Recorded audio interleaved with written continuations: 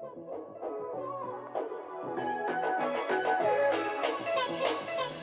YouTube!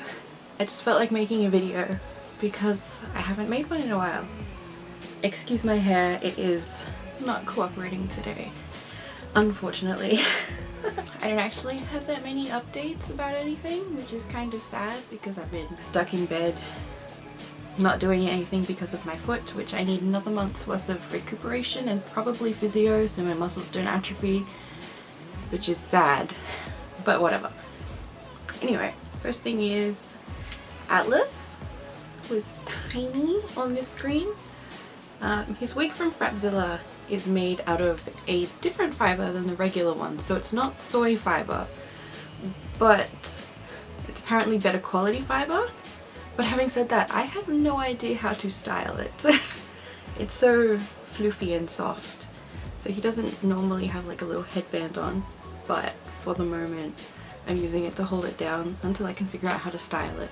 I will probably ask Frap, and he has little green eyes in for the moment because he's waiting on Doll Bakery to open up her shop again, but I think she's taking a break, so he will be eyeless until then. I might just grab like a cheap pair of handmade urethane off Etsy or something in just a blue or a purple shade so that he doesn't look manic. I've started patterning out his outfit. I've actually decided to change his colour scheme from a pastel purple and blue to a more dark purple and blue. I think the contrast will look a lot nicer. So that's one update. One Little Orange bought some corsets from, I'm gonna say it poorly, Rauken, and they're so well made. I'm surprised. I'm like, oh, I wish I had human corsets that were this nice. It turns out that she clients can wear corsets made by Rauken, so I traded One Little Orange a pair of eyes and a pair of tights that I had for her brown corset because it's a small underbust corset and it actually fits she quite well. So for the moment this is what she's wearing and I think she looks cute. I would prefer a less big skirt and maybe a cloak on top, but I think for the moment she looks pretty cute. And having something made so well just like exemplifies how shitty my clothes are, and I'm like, oh my god, I need hand-tailored stuff for the rest of my life for my dolls.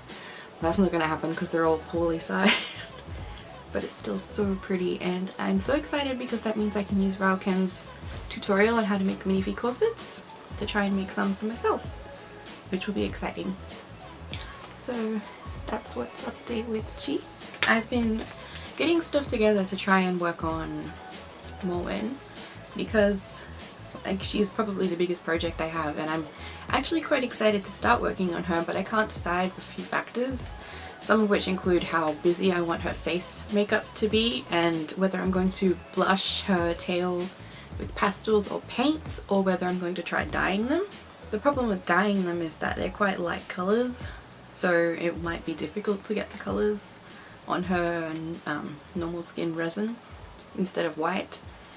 But I also don't like airbrushing paints on because they tend to chip, like no matter how well you seal them with what materials, no matter how well you suede the joints, there's always going to be chipping, which is a bit of a pain, but yeah. So I'm jumping back and forth between that, and I've also lost one joint of her tail, which is like, ah! I have 5 pieces and then the fin, but there's like a middle joint in there that's just disappeared, and I'm like, I have no idea where it is. Anyway, I was searching for things to use on her face, and I got these. They are iridescent nail glitters, and they are circles. They're quite hard to find circles this small because most people who do nail art tend to use like hexagons or squares or things with hard edges so they can fit together neatly, whereas the circles are tend for overlays or just like random scattered placements, and then when they're scattered they're usually like confetti, so they're a bunch of different sizes. So it's actually quite difficult to find a packet that was just all one colour, all one size. So these are light pink 2mm point, yeah, 2mm. And I'm hoping to use these scales on her face. And they are so fiddly, so I'm actually working on a face up on a different doll just to get used to the process of putting them on the face. I bought this packet off an Etsy seller from Japan, and I only bought the packet itself because shipping was a little bit expensive. It was like $9 for the shipping of $5, and I was like, you know what, I'm not getting them anywhere else, I may as well just spend the money. I'm exaggerating on the prices, I don't remember them off the top of my head. So the seller also included like a bunch of little bottles with different colors of glitter in them, and they're still round circles, but they've got a bunch of different colors that I wouldn't have bought, which is really exciting because it means I can put varied colored scales on her body as well as like a few different shades in her face, rather than having them all be one tone. And then on top of that, I'm actually using the green and yellows. They're so tiny, but I'm using the green and yellow shades on a practice head so I can get used to the process without losing all of these, which is really good. And this is my box of stuff for Mullen's face ups. The glitters, holographic powder, pearls, there's starfish, and then crushed seashells, and iridescent flakies. Half of which you can use on your nails, and I'm like, ooh, okay. I'm not going to complain. So I'm doing a practice face up at the moment, which I just finished sealing the head, and this is the head in question, which is actually a new head. It is a Doll Family Practice Head A, I believe, and I got it at a meetup recently. A girl from the community who's quite lovely, she brought the head in and she's like, oh, do you want it since you're trying to be a face-up artist? And I'm like, yes, give me this head. And then one little orange was like, I actually really like that head, so when you're done using it as a practice head, I'll buy it off you with a face-up. And I'm like, cool bananas, everyone's happy, including me, because I get to practice head face-up. I get to practice face-ups, essentially. So he's currently sealed, and I'm going to start playing around with the glitters after I finish giving him a basic face up, just to see what sort of effects I can get and how to lay them most effectively and how to apply them most effectively. Because a lot of times with the nail polish, using them on nails, you just put a coat of nail polish on and then put the glitter on. So I'm hoping that you can get the same sort of effect with just either a layer of sealant or a very fine layer of a water-based adhesive.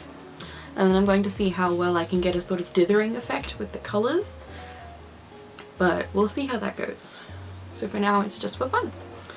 And on top of that, I have a bunch of clothes coming in for Nani, which is exciting because I participated in an event on Instagram called the PJD Face Off, where I did this face up, and it was just like a competition to do a face up for a particular theme, and the winner got like a gift card from Rusted Couture, and we're back and forthing right now with what to make for Nani, but I'm essentially going to be getting a pack of clothes for her since I have literally nothing for her besides what she's wearing. So that's exciting. And I think that's all my updates for now. And yeah, I'll see you in the next one. Bye!